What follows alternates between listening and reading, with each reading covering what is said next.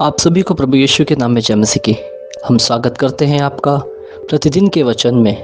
और आज का वचन जो हमारे लिए लिया गया है वो गलातियों की पुस्तक 5 अध्याय उसके पहले वचन से है, जहाँ पर इस प्रकार से लिखा हुआ है, मसीह ने स्वतंत्रता के लिए हमें स्वतंत्र किया है, अतः इसी में स्थिर रहो।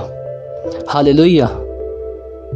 मेरे प्रियो, पौलुस यहाँ पे गलातियों की कलीसिया को लिखता है कि मसीह यीशु ने हमें स्वतंत्र किया है और स्वतंत्र रहने के लिए हमें गुलामी में नहीं रहना, हमें दासत्व में नहीं रहना, हमें स्वतंत्रता के साथ मसीह में बढ़ना है।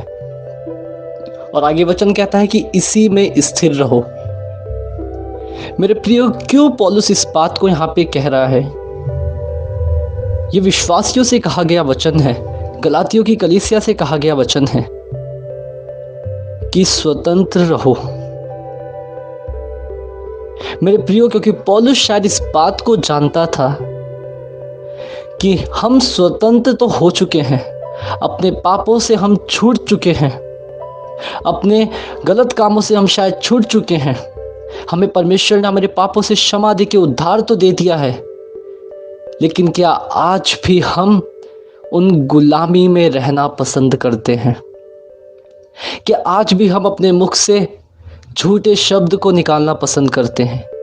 क्या आज भी हम अपने सोच विचारों से ईर्ष्या क्रोध करने की में खुशी रखते हैं? मेरे प्रियो, हमें इस बात को देखना है, क्योंकि पौलुस इस बात को बेहतर रीति से जान गया है कि मसीह ने तो हमें स्वतंत्र कर दिया है, लेकिन कई बार हम खुद अपना दायरा बना के सिमट जाते हैं।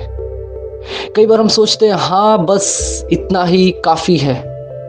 नहीं मेरे प्रियो, मसीह ने आपको स्वतंत्र किया है और उसने कहा कि जगत के छोर तक जाओ और मेरे नाम के गवाह ठहरो। हालेलुया।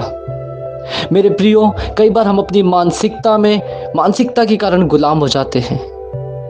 कई बार हम अपने स्वास्थ्य के कारण गुलाम हो जाते हैं। कई बार हम अपने अपवित्रताई के कारण गुलाम हो जाते हैं। लेकिन मेरे प्रियो, परमेश्वर का वचन हमें यहाँ पे स्वतंत्र रहने के लिए कहता है और कहता है कि उसमें ही स्थिर रहो। आज हमारे जीवन में हमें झांकने की ज़रूरत है, हमें देखने की ज़रूरत है कि किस किस जगह से या किन किन कोनों से मैं गुलामी को सह रहा हूँ। मसीह ने तो मुझे आज़ाद कर दिया है, लेकिन क्या आज भी मैं किसी बात को लेके गुलामी को सह रहा हूं? अगर ऐसा है तो उन बातों को मसीह के सामने रखो, क्योंकि मसीह यीशु हर एक बातों से हमें आजाद करने के लिए सक्षम है। उसके पास वो सामर्थ्य है कि वो हमें हर एक गलत कार्यों से, गलत कामों से, गलत सोच विचारों से स्वतंत्र कर सकता है। अपने पवित्र आत्मा के द्वारा, अपनी सामर्थ्य के द्वारा, अपने अलौकिक प्रेम के द्वारा। मेरे प्रियो, हमें अपने आप को गुलाम बनाने की ज़रूरत नहीं है, क्योंकि ये हमारा जो शरीर है, ये मसीह के द्वारा बनाया हुआ, मसीह के लिए उपयोगी होने के लिए परमेश्वर ने इसे बनाया है। इस जीवन से परमेश्वर को कुछ काम है मेरे प्रियो, लेकिन कई बार हम अपने इस जीवन को किन्हीं और बातों में गुलाम ठहराकर मसीह से दूर हो जाते हैं, उसकी योजनाओं से हट जाते हैं। लेकिन आज ज़रूरत है कि उन सारे गुलामों को तोड़ने की, आज़ाद होने की, मसीह के द्वारा स्वतंत्र होने की, ताकि हम मसीह के द्वारा इस्तेमाल किए जाएं। आइए हम प्रार्थना करें। धन्यवाद प्रभु यीशु। प्रभु, आपने इस जीवन को स्वतंत्र होने के लिए दिया है प्रभु यीशु, और हम चाहते हैं प्रभु कि इसमें आपकी योजना होने पाए प्रभु यीशु।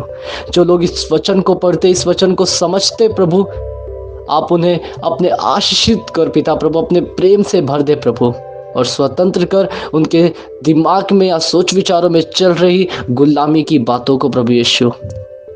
हे प्रभु, हमारी मानसिकता में जो प्रॉब्लम है प्रभु यीशु, हमारे शरीर में जो प्रॉब्लम है प्रभु यीशु, या हमारे आत्मिक रीति में बढ़ने में कोई प्रॉब्लम आ रही है प्रभु यीशु, आप उन हर एक बातों से हमें आज़ाद कर।